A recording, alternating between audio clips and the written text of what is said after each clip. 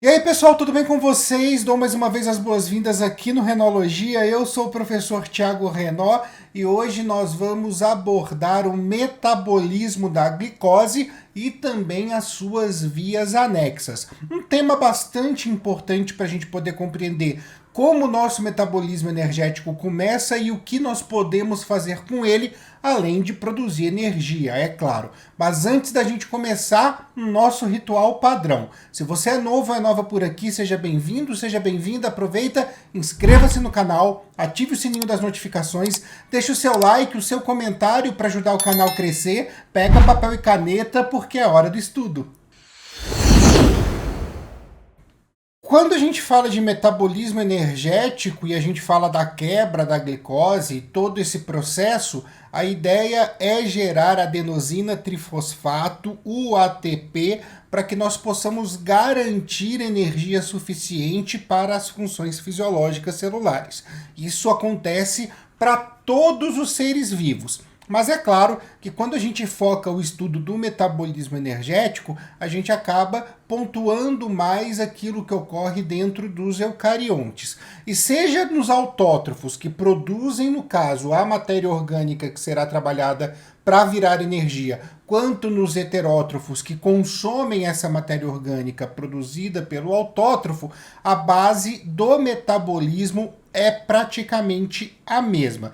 É trabalhar a quebra da glicose, da matéria orgânica produzida na fotossíntese, para que ela possa virar ATP. E por falar na glicose, é quando ela entra na célula que nós vamos ter o início desse metabolismo.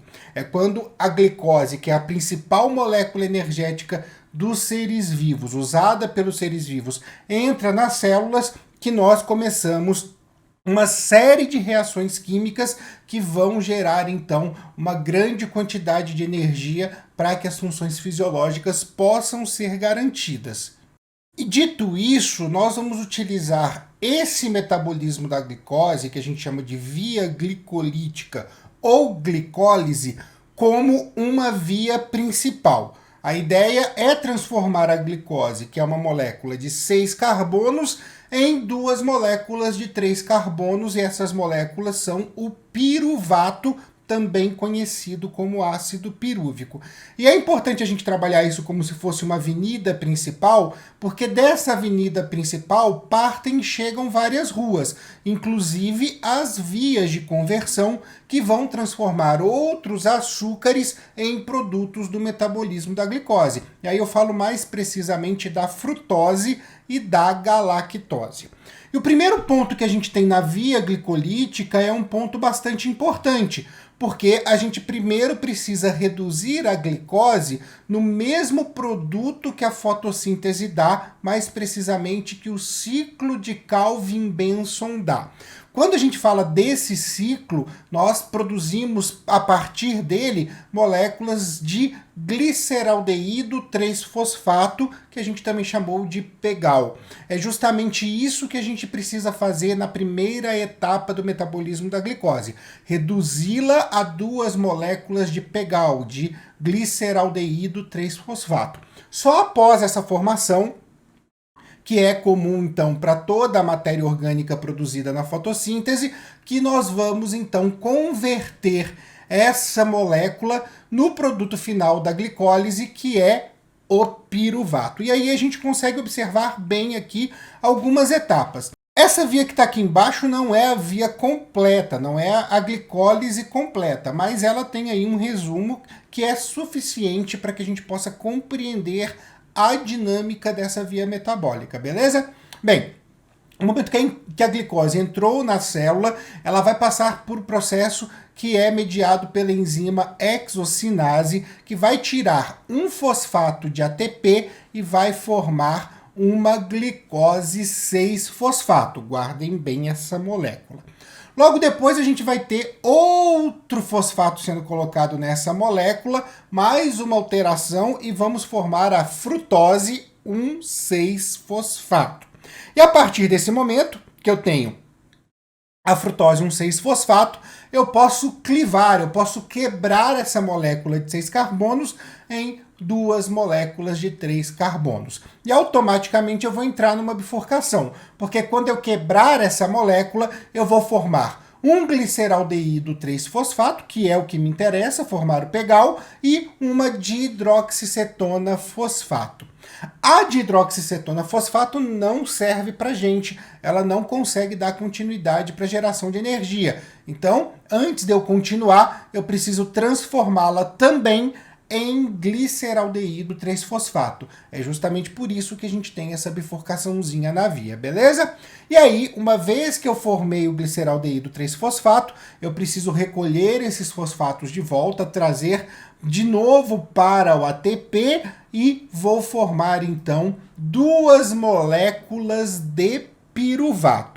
A partir desse momento, o piruvato pode seguir caminhos diferentes. Ele pode tanto entrar na mitocôndria para fazer ciclo de Krebs e cadeia respiratória, como ele também pode passar pelo processo de fermentação, no caso de organismos anaeróbios. Nos organismos eucariontes, como nós seres humanos, a fermentação vai acontecer no citoplasma. Então, o piruvato ele nem entra na mitocôndria, ele já vai passar pelo processo no próprio citoplasma.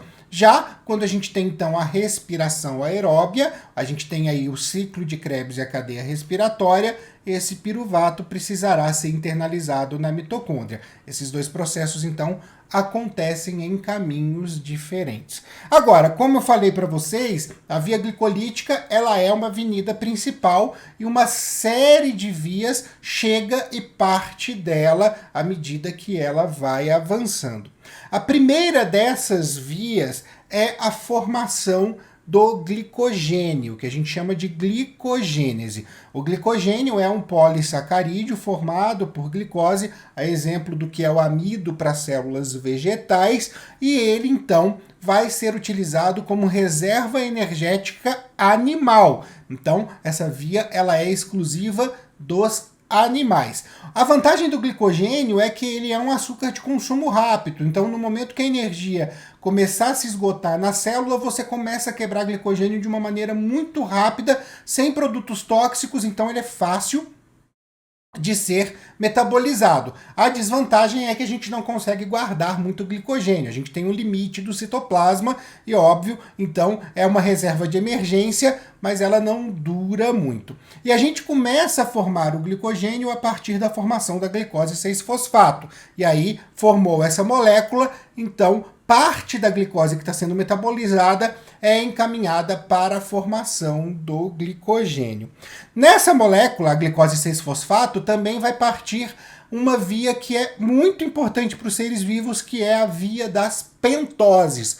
Pentoses são açúcares de 5 carbonos e eu tenho duas pentoses que são fundamentais para a gente. A gente está falando da ribose e da desoxirribose. É essa via metabólica, a via das pentoses, que vai fornecer pentoses para a formação de nucleotídeos, que formam DNA, RNA e também formam o ATP, que é importante para o metabolismo energético. A gente até já falou disso, que o ATP nada mais, nada menos é um nucleotídeo com adenina que pode juntar até 3 fosfatos na sua molécula.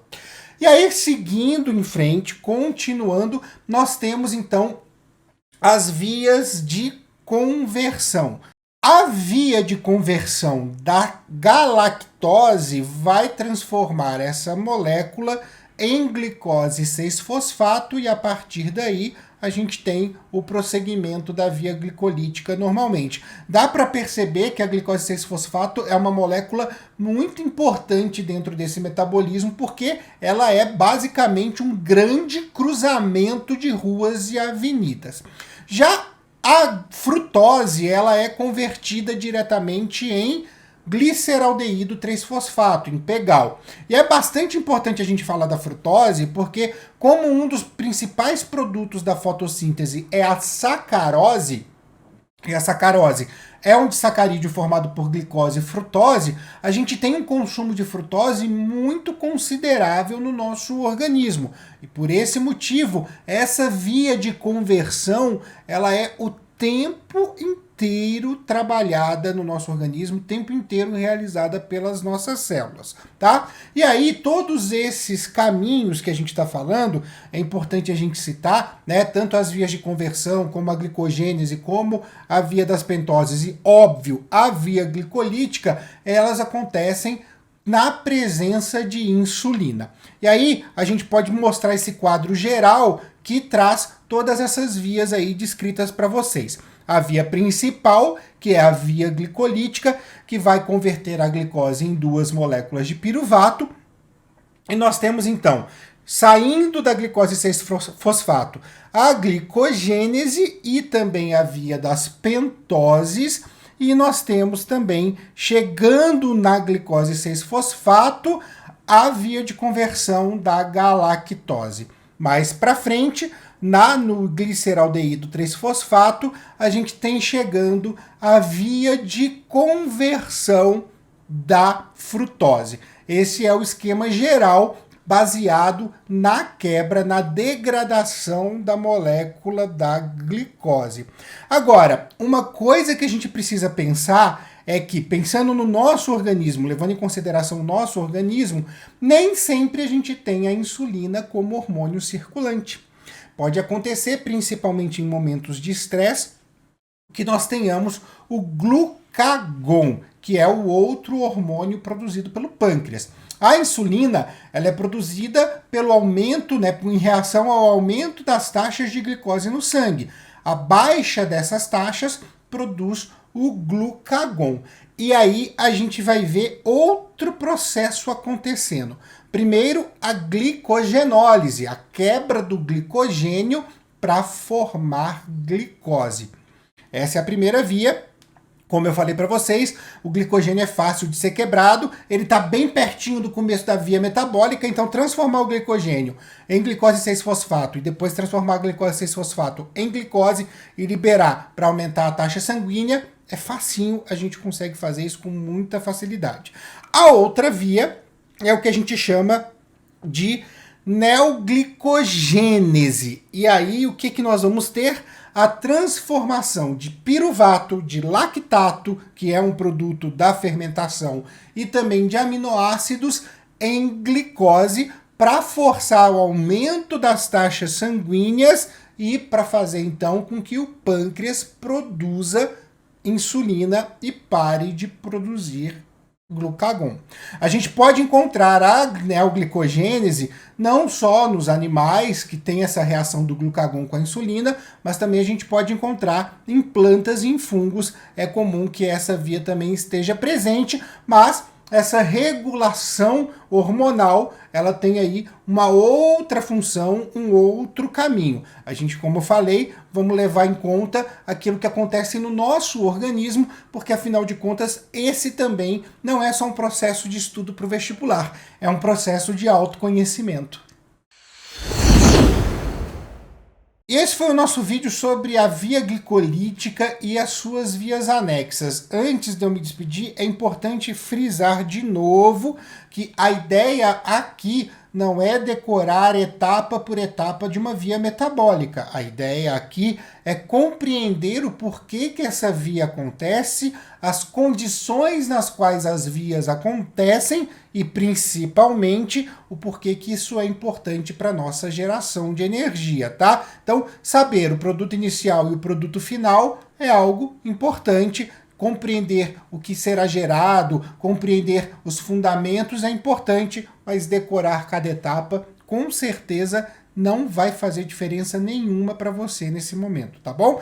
Antes de eu me despedir, deixo aqui as nossas redes sociais, @Renologia no Twitter, Instagram e também no TikTok. Deixo também a dica do Articulando Podcast, o podcast aqui do canal, que sai tanto aqui no YouTube como também no Spotify e no Google Podcasts, sempre buscando aumentar o seu repertório, importantíssimo para uma redação, tá bom? Fica aqui então meu grande beijo a todos e a todas, e até a próxima!